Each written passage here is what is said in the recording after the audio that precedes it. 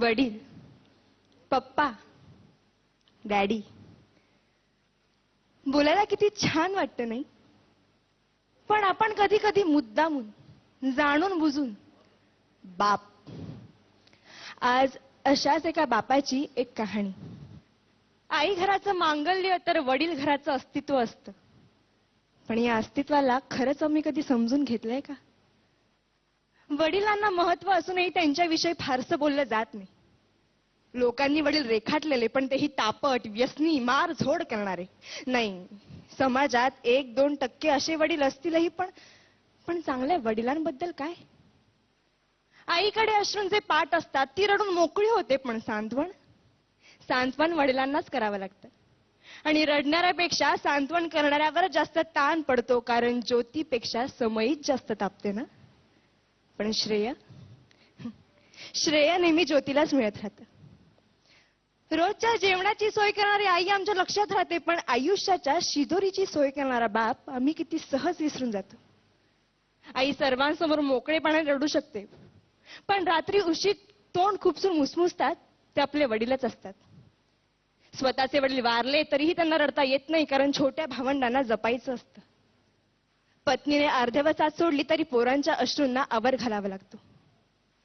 जिजाऊने शिवबांना घडवलं असं अवश्य म्हणावं, पण त्याच वेळी शहाजी राजांची ओढाताण लक्षात घ्यावी.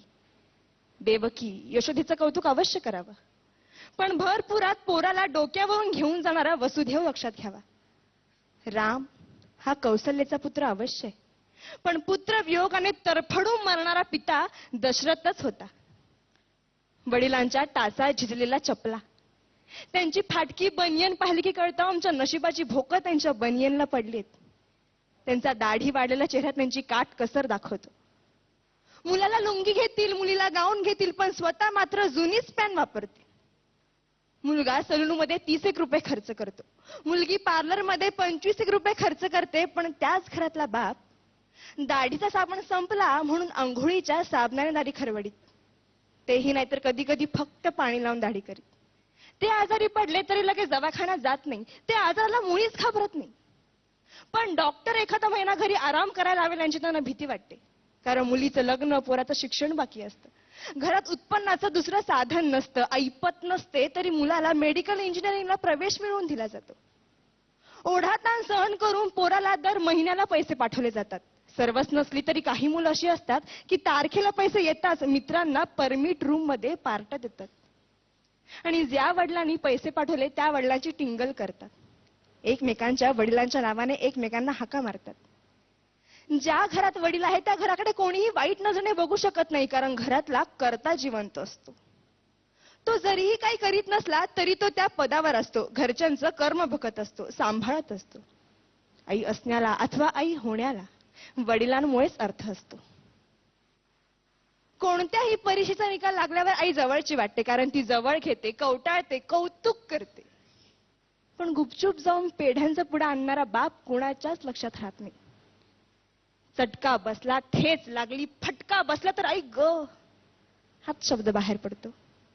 पण हायवेचा रस्ता ओलांडताना एखाद्या मोठ्या ट्रकने अचानक ब्रेक लावला तर बाप रे हाच शब्द बाहेर पडतो. कारण छोट्या संकटांना आई चालते हो, पण मोठी वादळ पेलताना बापच आठवतो. काय पटतंय का? मंगल प्रसंगी अख्खं कुटुंब जातं, पण मैताच्या प्रसंगी बापालाच जावं लागतं. मुलाच्या नोकरीसाठी साहेबांपुढे लाचार होणारा बाप, मुलीच्या स्थळासाठी उंबरठे झिजवणारा बाप, खर्चांसाठी स्वतःच्या व्यथा दडपणारा बाप खरंच किती ग्रेट असतोय. वडिलांचं महत्व कुणाला कळतं? लहानपणीच वडील वारल्यावर अनेक जबाबदाऱ्या खूप लवकर पेलाव्या लागतात. त्यांना एका गोष्टीसाठी तरसावं लागतं. बाबांना पूर्णपणे समजून घेणारी असते ती म्हणजे त्या घरातील मुलगी. सासरी गेल्यावर अथवा घरापासून दूर असताना वडिलांशी फोनवर बोलताना त्यांचा बदललेला आवाज ते एका क्षणात ओळखते आणि 17 प्रश्न विचारायला सुरुवात करते. कारण कोणतीही मुलगी वडिलांना जपते, जाणते. इतरांनी आपल्याला एवढंच जपावं एवढीच त्यांची अपेक्षा असते. धन्यवाद.